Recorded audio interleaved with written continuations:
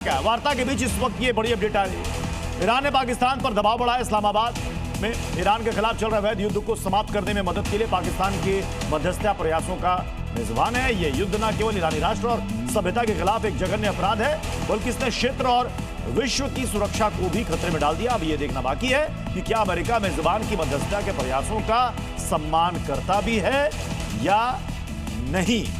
तो मतलब नौशाद साहब, क्या माना जाए कि एक तरीके से पाकिस्तान पर प्रेशर डाला गया है कि अगर बातचीत यहां पर सफल नहीं हो पाएगी तो जवाबदेह पाकिस्तान होगा, क्योंकि मीडिएटर तो वही है आपके मुताबिक।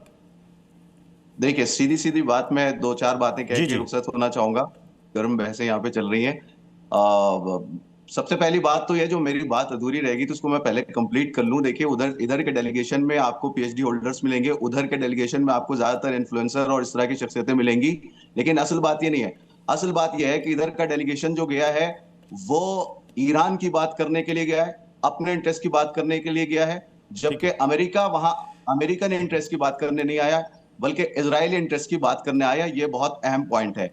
ये बात मैं नहीं कह रहा हूं, ये बात वहां के ऑफिशियल्स, जो केंट जैसे लोग जो काउंटर टेररिज्म के हेड थे, उन्होंने आके कहा है कि ये पूरी वॉर जो है इलीगल है। उसके अलावा ये इजरायली इंटरेस्ट की है, अमेरिकन इंटरेस्ट की वॉर नहीं है, इसलिए इसको रुकना चाहिए। ये वॉर शुरू ही नहीं होनी चाहिए थी। एक बात है। दूसरी बात यह है कि ये जो डिफेंस एक्सपर्ट साहब, इनका नाम अगर आ जाए मेरे सामने, टिक्कू साहब ने जो बात कही कि ईरान वीक हो चुका है। आप ये बताइए कि अगर ईरान वीक हो चुका है तो उससे नेगोशिएशंस की गुहार अमेरिका क्यों लगाएगा भाई? वीक को तो अमेरिका कुचल के रख देता है, साफ करके रख देता है।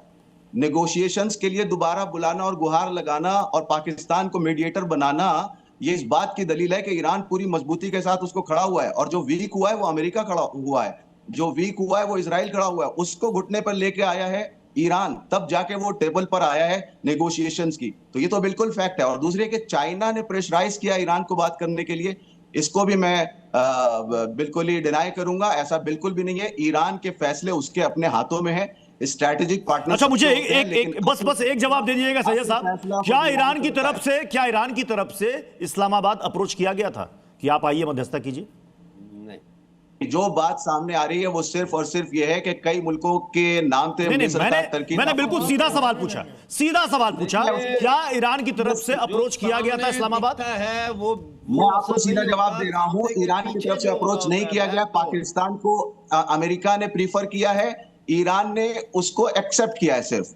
ईरान ने पाकिस्तान को मीडिएटर अपनी तरफ से नहीं बनाया है। नहीं बनाया पाकिस्तान को मीडिएटर, आपने नहीं बनाया। ईरान पे क्या दबाव है? मतलब तो अमेरिका, यानी अमेरिका किसी को भी बना लेता और आप उसके लिए तैयार होते? हाँ, ये क्या बात? वो देखा जाता कि किसको बना रहा है। लेकिन अभी जो बात सामने आ रही है, अमेरिका ने पाकिस्तान को चुना है, ईरान ने उसको एक्सेप्ट किया है। ठीक है भाई।